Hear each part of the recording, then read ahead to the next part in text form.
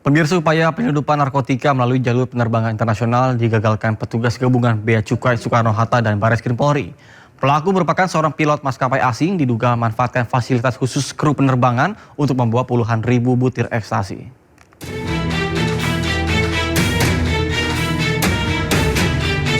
Petugas Bea Cukai Soekarno-Hatta bersama Ditipid Narkoba Barreskrim Polri berhasil mengungkap kasus penyelundupan narkotika yang melibatkan seorang pilot maskapai penerbangan asing Malaysia Airlines. Saat dilakukan pemeriksaan terhadap bagasi kru, petugas menemukan 14 bungkus berjumlah 70.114 butir ekstasi yang disembunyikan di dalam koper milik tersangka. Penyidik juga menemukan 4 gram metapetamin atau sabu yang diduga digunakan untuk keperluan pribadi. Tersangka diduga memanfaatkan status pilot yang selama ini mendapatkan jalur pemeriksaan khusus sebagai kru agar barang haram dapat lolos dari pengawasan. Sementara itu, hasil tes urin yang dilakukan Dokes Polri menunjukkan tersangka positif mengandung MDMA, metapetamin, dan kokain. Temuan ini menguatkan dugaan bahwa tersangka merupakan pengguna narkotika saat menjalankan tugas sebagai pilot. Jadi satu perlakuan khusus itu memang diberikan kepada pilot. Ini seluruh dunia. Kru pilot itu pasti dapat perlakuan khusus karena mereka dianggap low risk. Kalau teman-teman naik ke bandara, jalur pilot tersendiri, jalur kru pilot tersendiri. Kemudian juga mungkin penanganan bagasinya tersendiri. Hal itulah yang mungkin membuat sindikat merasa melalui pilot ini aman. Berdasarkan hasil pemeriksaan sementara, tersangka mengaku telah 3 kali membawa narkotika ke Indonesia. Penyidik Barreskrim Polri menduga tersangka merupakan bagian dari jaringan narkotika internasional. Dari Tangerang, Banten, Hasnugara Ainus melaporkan. Pemirsa, kebakaran melanda sebuah hotel mewah di dekat Central Park, Grogol, Tamburan, Jakarta Barat. Dalam video amatir yang direkam warga, kebakaran menghanguskan salah satu sisi bagian kanopi lobi hotel. Panel jendela di sisi atas kanopi juga terbakar habis. Menurut warga sekitar, kobaran api terjadi sekitar pukul 8 kurang. Api pertama muncul dari area panel jendela dan percikannya mengenai kanopi. Kebakaran kini sudah padam setelah mobil dinas penanggulangan kebakaran dan juga penyelamatan atau Grup Keramat DKI Jakarta dikerahkan ke lokasi. Sementara penyebab kebakaran masih diselidiki.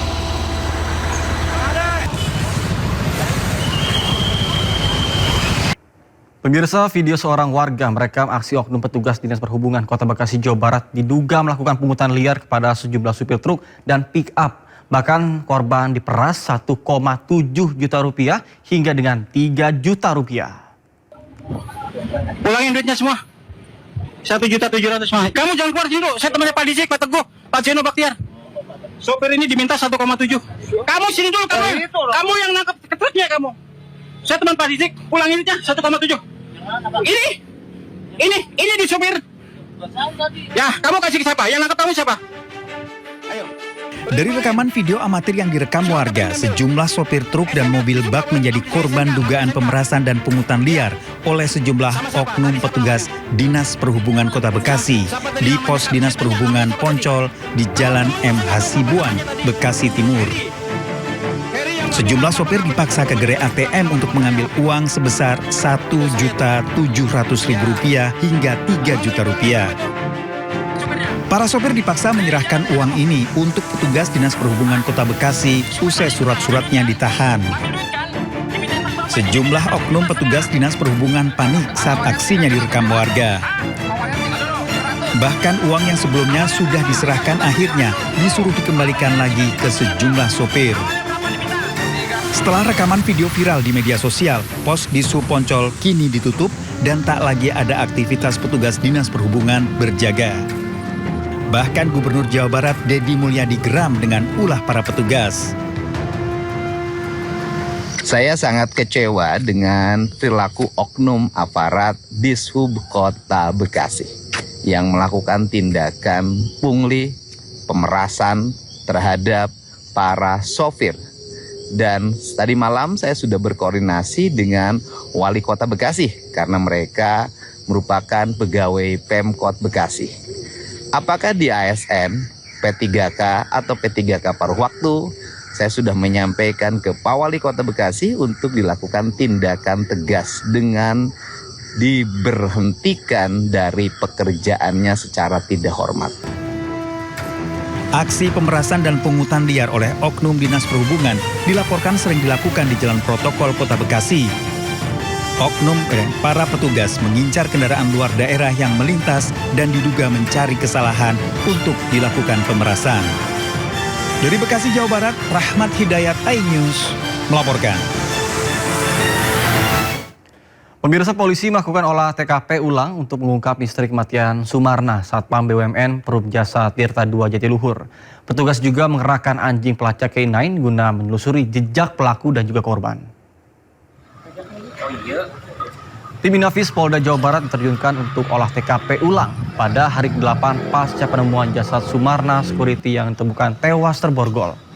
Pemeriksaan difokuskan di Pos Satpam Bendungan Tangguh Kayat, tempat korban terakhir bertugas hingga lokasi ditemukan jasad korban di tepi waduk Jatiluhur.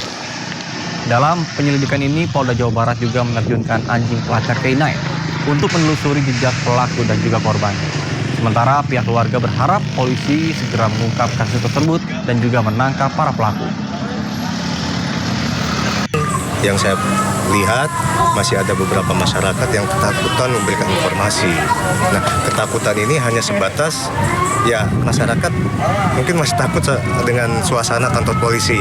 Akhirnya saya datang ke sini memberikan gambaran kepada masyarakat. Alhamdulillah warga-warga dapat gambaran seperti itu. Kami berkomunikasi, informasi ada motif ini segala macam, kami coba mendalami. Sebelumnya, seorang satpam ojek vital Waduk Jatiluhur ditemukan tewas di tepi danau Waduk Jatiluhur, Purwakarta, Jawa Barat. Diduga korban tewas dibunuh karena tangan korban diborgol dan dibuang ke dalam waduk. Korban diketahui sempat menegur sekelompok pemuda yang hendak melakukan aksi vandalisme di area waduk.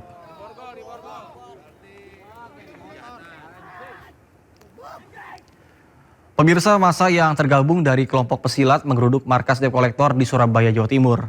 Aksi itu merupakan buntut dari kasus penganiayaan oknum debt collector terhadap 2 orang di kawasan Tegalsari, Surabaya.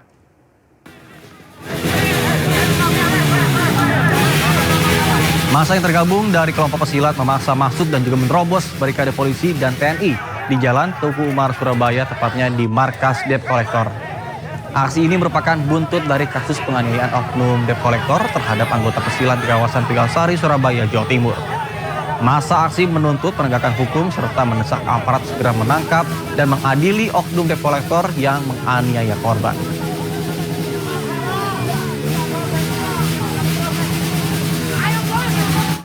Sebelumnya, aksi pembacokan petugas parkir valet di kafe di Surabaya berujung bentrokan antar kelompok pesilat dan juga debt collector. Bahkan polisi telah mengamankan terduga pelaku pembacokan.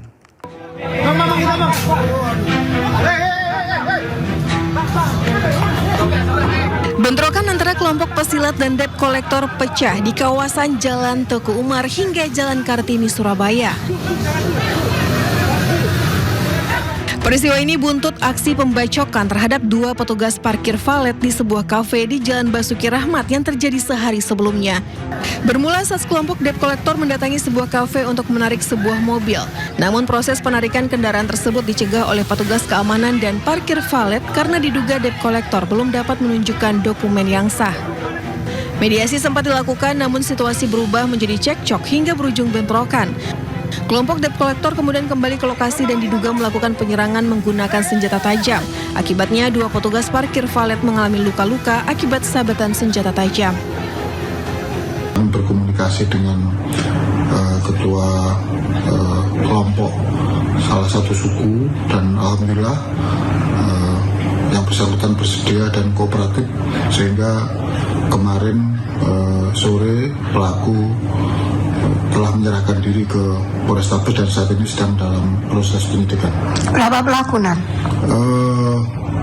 1 pelaku yang melakukan pembacokan.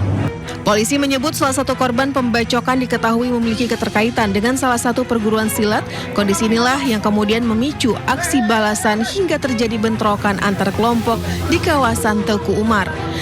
Sementara itu pelaku berinisial S telah ditahan di Polrestabes Surabaya. Polisi juga masih mendalami kemungkinan adanya pelaku lain yang terlibat dalam bentrokan tersebut.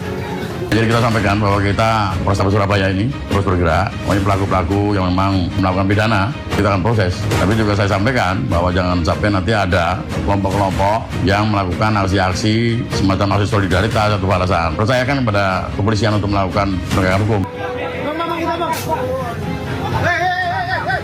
Dari Surabaya, Sony Hermawan, iNews melaporkan.